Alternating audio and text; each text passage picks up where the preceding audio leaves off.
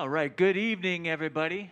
Welcome to Mr. Tipple's recording studio in the heart of San Francisco, California, right at the intersection of Market Street and Highway 101 in San Francisco, California. My name's Nick Rossi. This is my Swing 4 and a very special lineup of my Swing 4 featuring some of my favorite San Francisco Bay Area musicians. That's Neil Fontano on the piano. Neil Fontano. Cameron Ortiz on the tenor saxophone. Cameron Ortiz. On the trumpet and the trombone, Clint Baker, the one and only Clint Baker. On the upright bass and our featured vocalist later on this evening, that's Sam Rocha. Sam Rocha. We'd like to thank Mr. Tipple's recording studio before we carry on for presenting live music first and foremost here during these challenging times and allowing us musicians a very safe and absolutely wonderful format and forum to make some music for everybody watching there and wherever you're watching this right now. We're going to carry on in the Kansas City jazz mold with a little something called Three Little Words. That's a real jazz standard that we're going to do with a little bit of a Kansas City twist. So this is Three Little Words. Yes, full chorus. Okay. Full chorus. Same thing. Paraphrase the melody if you want. And C. Okay. C. Yeah. Yes. Intro or right on? Just a little bit down from that last one. Okay. We can go right in on it. Okay.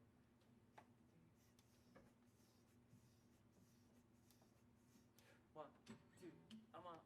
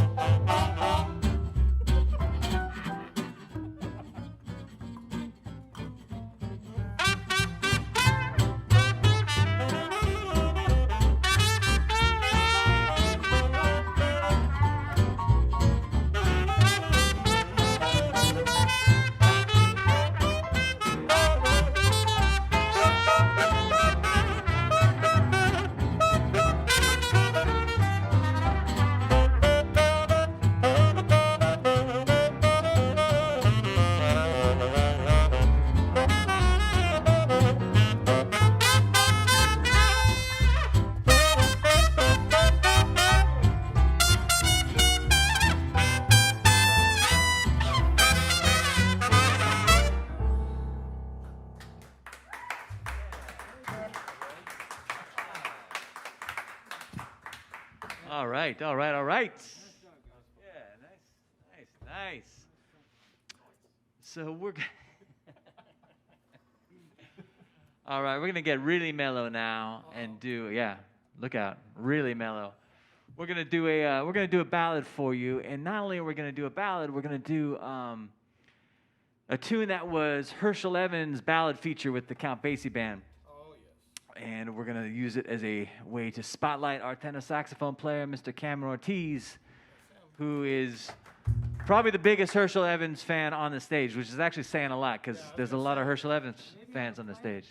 Maybe on the planet. He's got a lot of competition Yeah. in that department. We're kind of like the Herschel Evans fan club here, West Coast edition right here.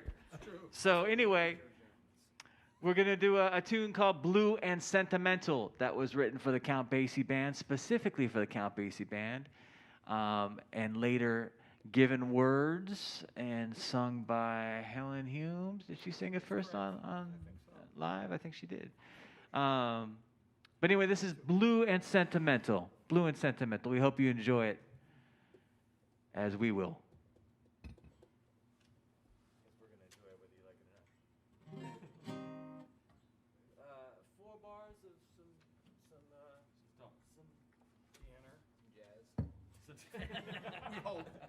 Could you give us 4 bars of jazz, please? Sorry. Or an E flat. Cameron, give us the tempo, man. Where do you want it? I can give it up more if you want. No, man. It's good. It's your feature, Yeah, dude. I like that. I don't have to play solo because it's that slow. All right, you got it?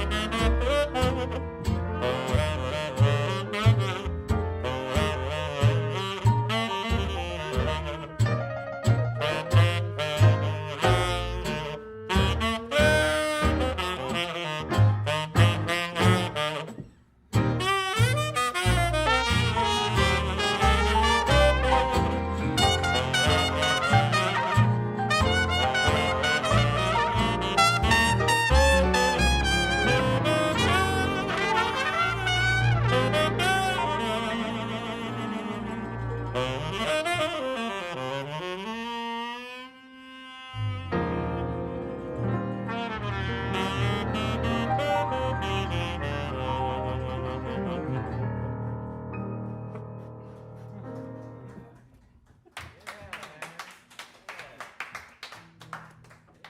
Cameron.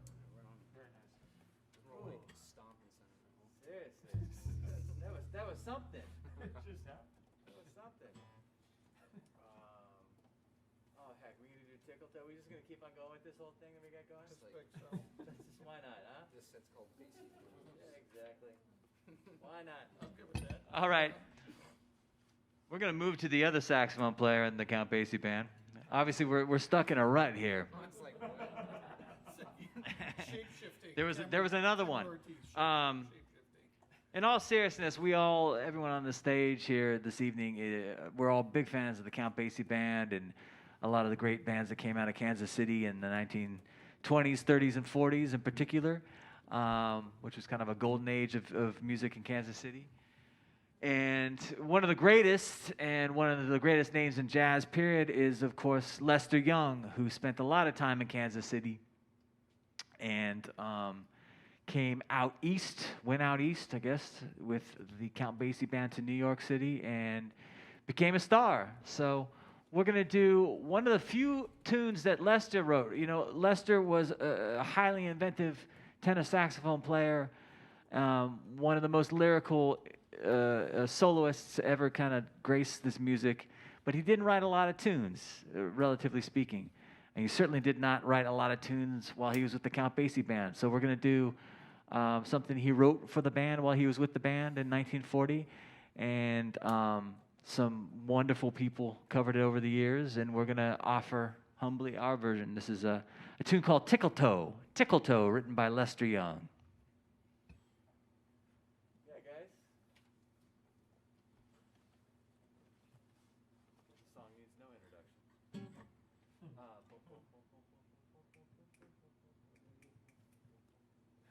Whatever that whole thing, right? Yep. We're gonna do it. Yeah? Yeah, I mean, it's fine. We'll vamp. You'll hear it. Tell me when you're ready. We'll Okay. follow you. Ready?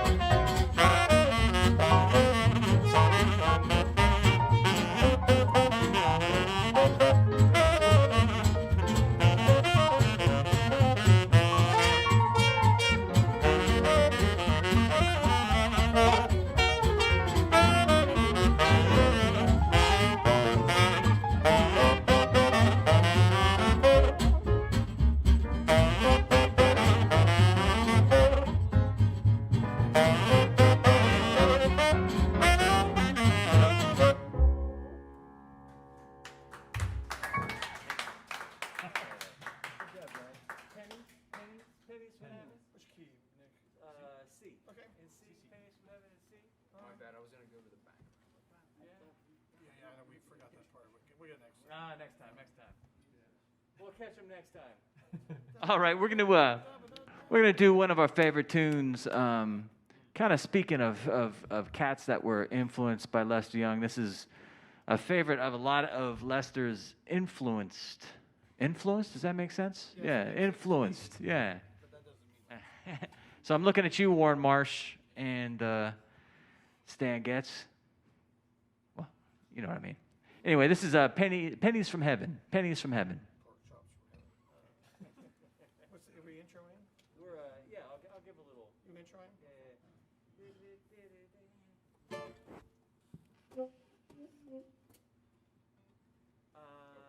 in C, right? I'll do the last 8. Okay.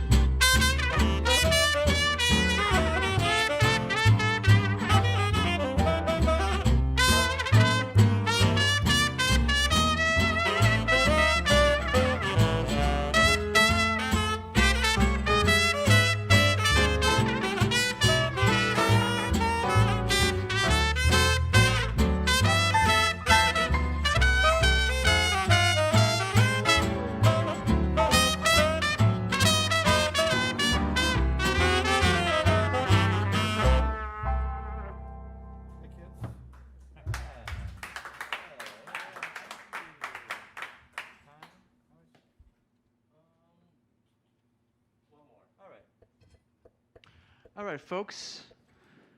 Well, where do we go after that? You know what? We're gonna seriously. We're gonna do a tune written by Edgar Sampson. That is one of my favorite tunes to blow over. That was a real popular jam tune for a long, long time until it kind of fell out of favor at the end of the 1940s for no real good reason. Because it's a great tune. And this is Edgar Sampson's Blue Lou that was written in 1934 and covered by some of the great bands of the era. Blue Lou. You got 4 bars there? Actually, Neil, would you mind doing? Neil's got 4 give us bars. 4 bars in B flat. Alrighty.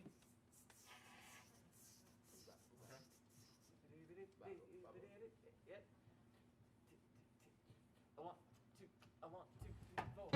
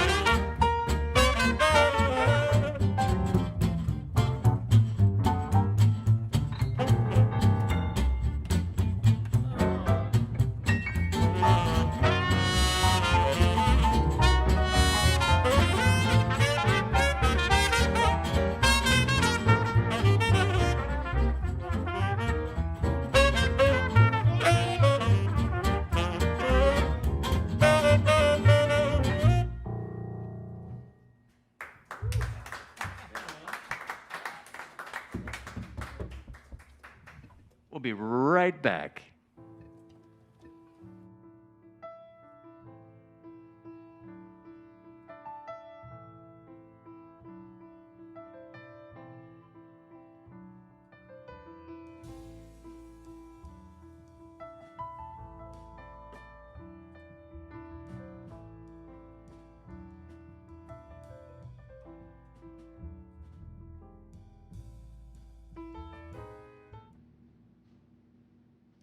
Hi guys, welcome back to Mr. Tipples. I'm Roger, and tonight we are going to be doing something a little different. Usually we take this time to do a cocktail demonstration where I teach you how to make a specific cocktail and talk a little bit about the history of that drink. But tonight we're going to be doing a little whiskey demonstration. So I'm just going to go over some different types of whiskey and talk a little bit about why you might want to order one over another, and also get into the history of them just a bit. So we're going to start off with the origin of whiskey. So we're not sure whether whiskey actually began in Ireland or Scotland, really depends on who you ask, but either way, we're certain that it started in that general area. It originally began as essentially the same as beer, but you take the process through which you would make beer and you add the element of distillation, where you're actually pulling the alcohol directly out of the mash as the alcohol is being created, and that allows you to create a much higher alcohol content product, which they then place into oak barrels, age it, and by the end, you have this delightful product, whiskey. Now, really important element to it is, of course, the aging, where you're pulling a lot of that flavor out of the wood, and that's what gives it the color and flavor that it gets. Although, interestingly, for most whiskeys, you can actually add coloring, and many places do. It's perfectly acceptable, normal, and it's been happening basically since the beginning of whiskey, just to add a little bit more character to it. Now, with Irish whiskey, what you're usually going to get in terms of flavor is a nice, soft, sweet, very approachable style of drink. It can have some harshness to it, particularly depending on the age of the spirit. The longer it ages, usually that harshness starts to develop out of it, and you're going to get less astringency, less sort of a chemical flavor, and you're going to get more kind of depth of flavor, which is why you see the higher age statements tend to fetch much higher prices. Also, of course, because the time that it takes to age it ends up costing money for the distiller, so they need to make that money back somehow.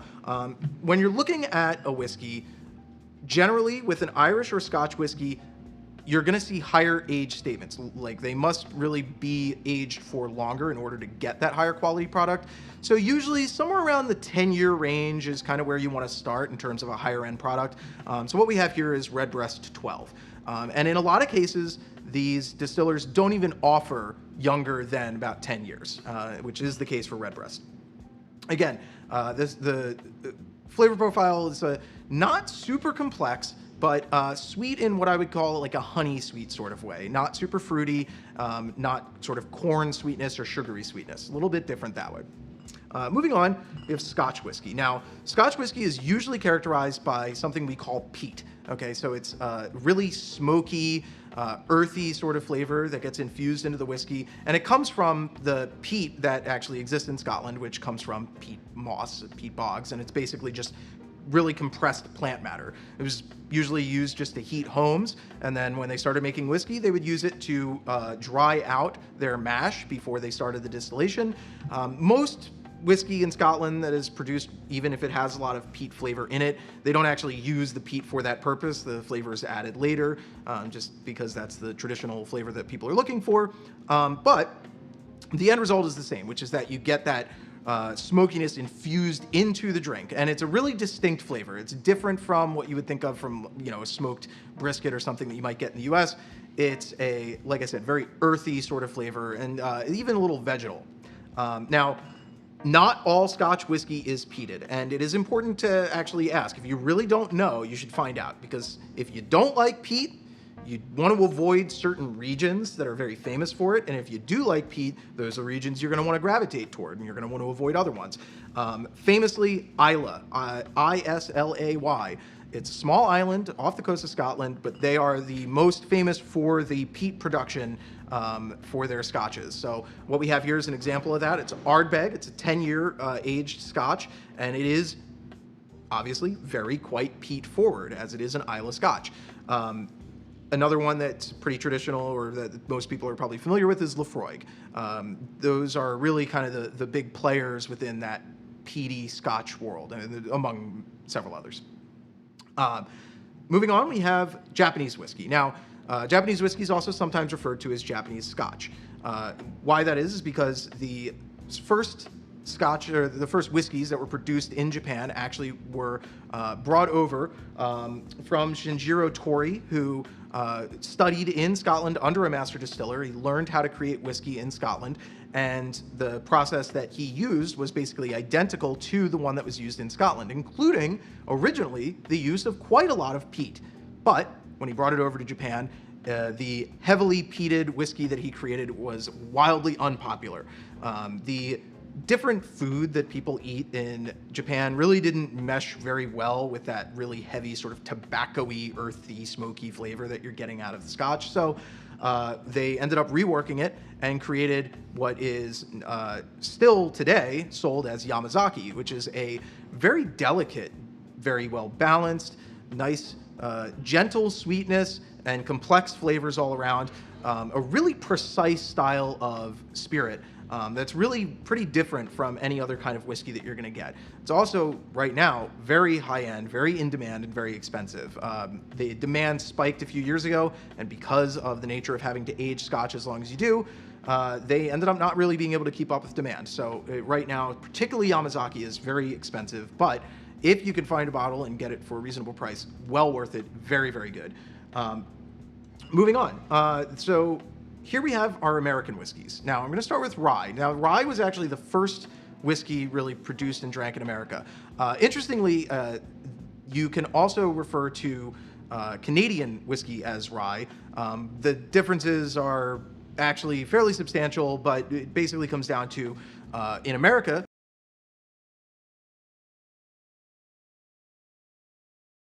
when you are selling something as rye, it is specifically a mash bill of 51% or more of rye. And then we have bourbon. Now, bourbon is by far the most widely drank style of whiskey in America. Bourbon, 51% corn.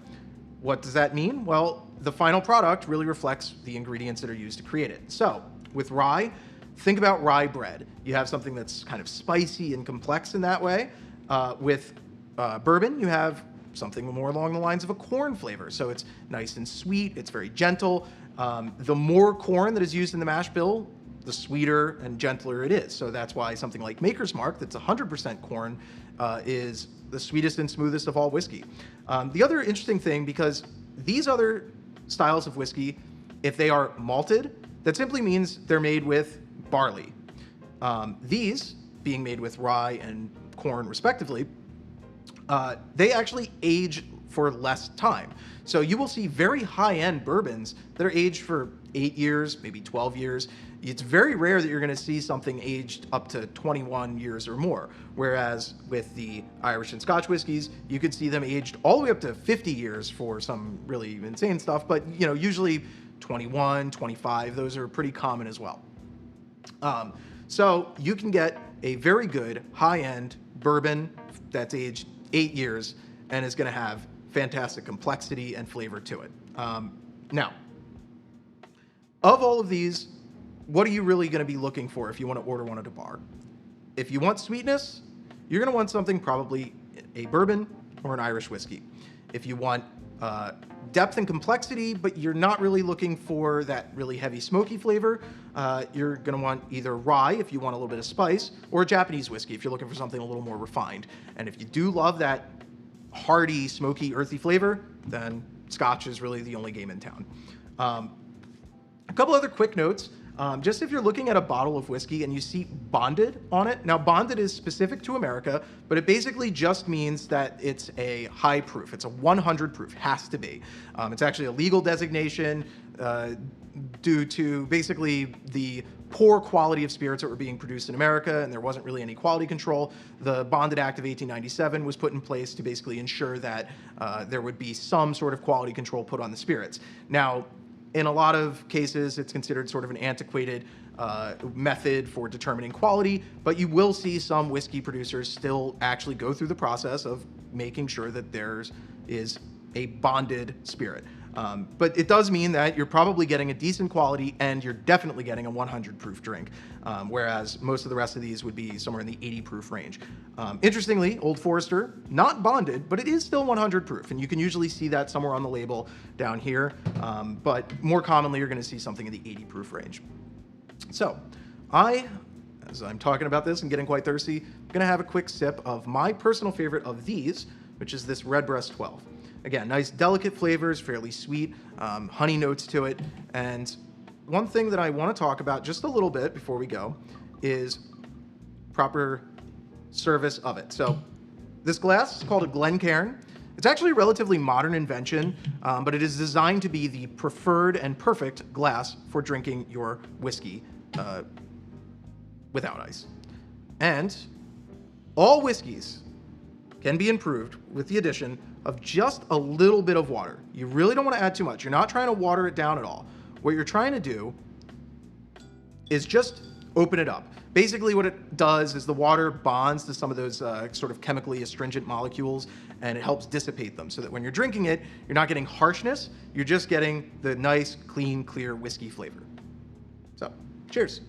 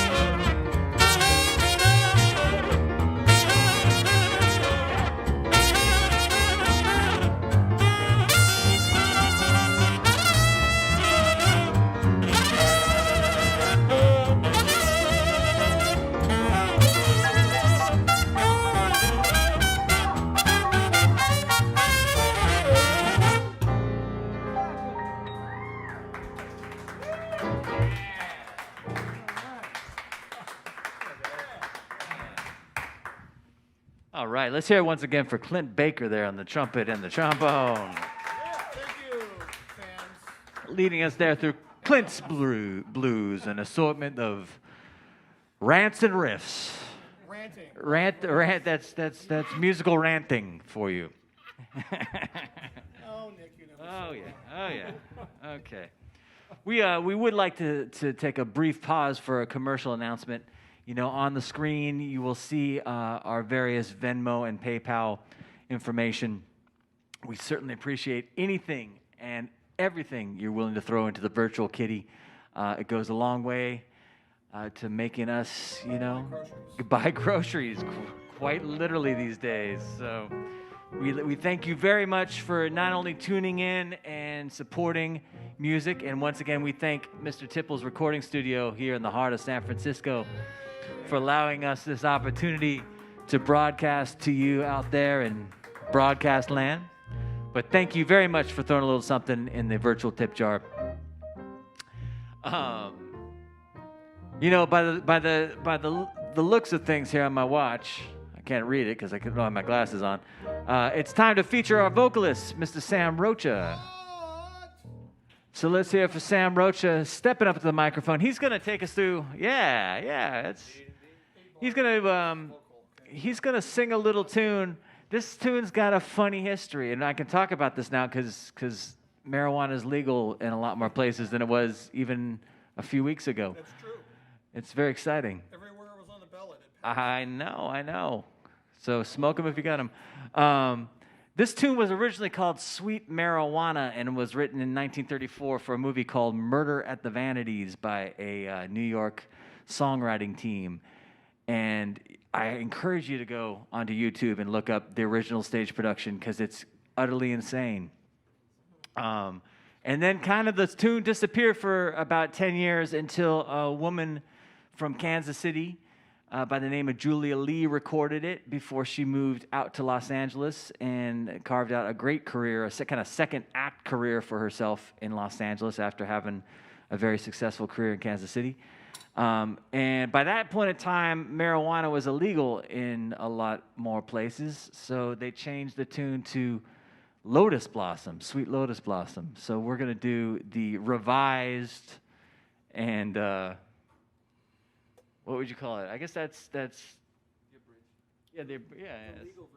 legal. This is the legal version, circa 1945 version. So enjoy Sweet Lotus Blossom, sung by Sam Rocha. And if you want to think about sweet marijuana, it's cool with us. Do your thing. Do it way exactly. Whatever makes you happy. Yeah. Oh, yeah. Exactly. Once again, Sam Rocha singing Sweet Lotus Blossom. Hey. All right. Sorry, I kind of like took the whole thing. No, that song deserves a story. It does. Every song deserves a story. Is that good? That's fine. Okay, last date.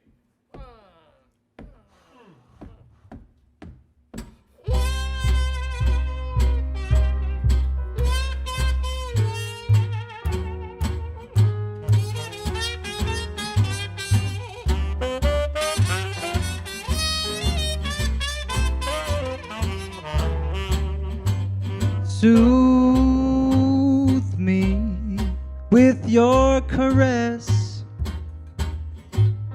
sweet lotus blossom. Oh, lotus blossom, and help me in my distress. Oh, yes, sweet lotus blossom. Please do. Now you and you alone can bring my lover back to me.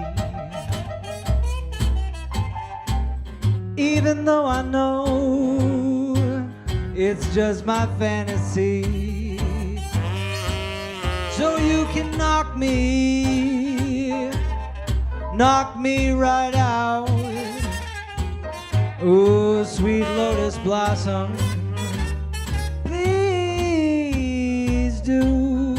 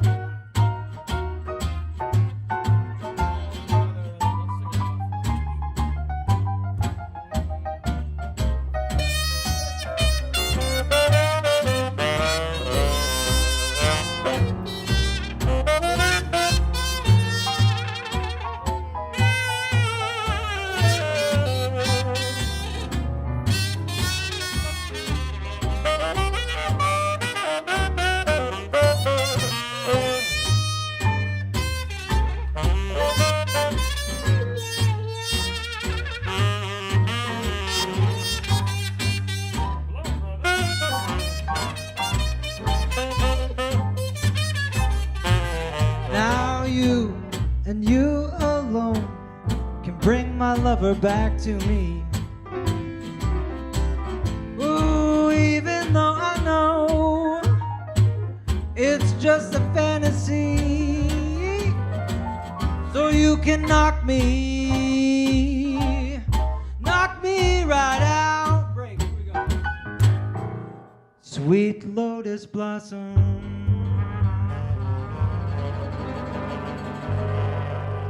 please do.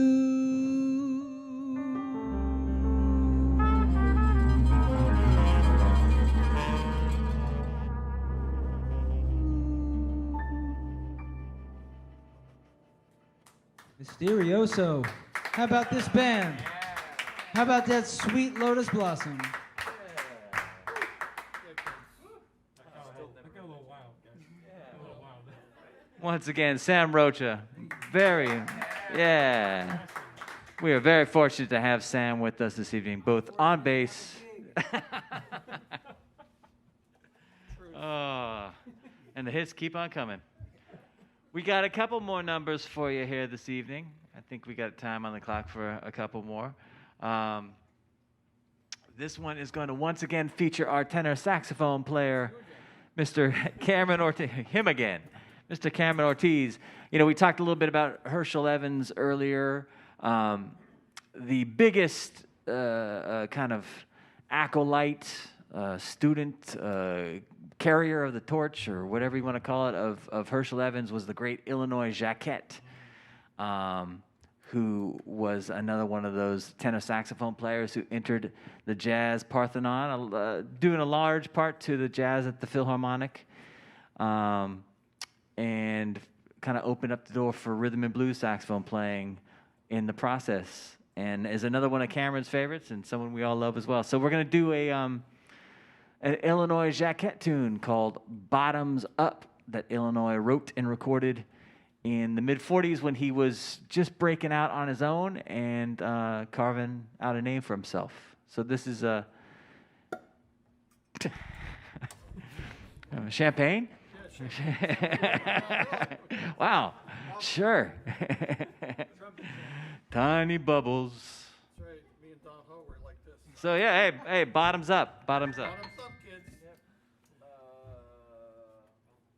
And then we'll do the same thing, man. We'll do Okay. go into the kind of rolling. You're driving me crazy to take us out. Groovy dude. We'll do a little bit longer this time though. Okay. Wait for me for the cues. I haven't been out this late. I don't know how. Seriously, I know what to do. I have to tell my mom I'm safe. I'm joking. A flat, some piano intro, Yeah, 4? please. Yeah, 4, right? Yeah. Camera's got the tempo. Oh.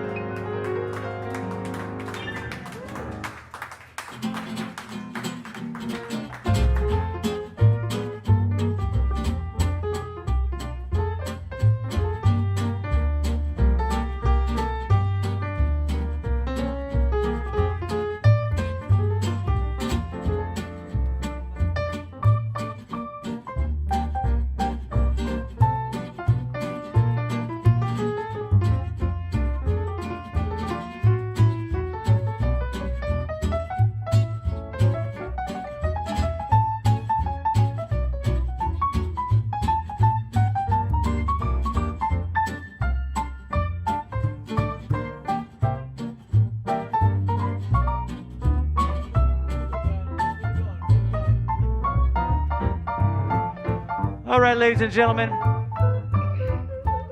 Thank you once again for joining us here at Mr. Tipples recording studio right in the downtown heart of San Francisco, California. Thank you for joining us wherever you are, all around the globe, tuning in and hearing the music here this evening. One more time, I'd like to introduce the gentleman in the ensemble. That's Neil Fontano on the piano. Neil Fontano.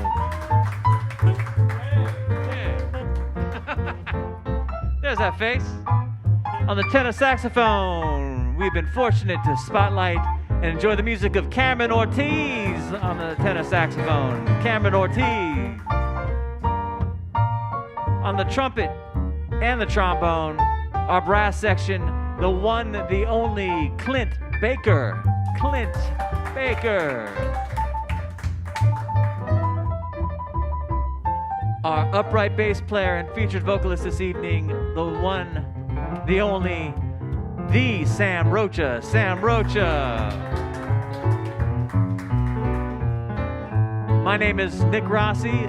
This is the Swing 4. Thank you. Thank you very much. Once again, we'd like to thank you all for joining us, wherever you're joining us, and thank Mr. Tipples Recording Studio particularly for providing this wonderful forum, a safe forum, a very well-produced forum for us musicians to make this music. And thank you for tuning in. One more last reminder, we do have a few pieces of information up on the screen if you're interested in throwing a little bit of money in the old virtual kitty. We certainly appreciate each and every dollar you're willing to throw in there. And we're going to take you home now. This is a little something called You're Driving Me Crazy and a little Moten Swing. Thank you once again. Have a great night, everybody.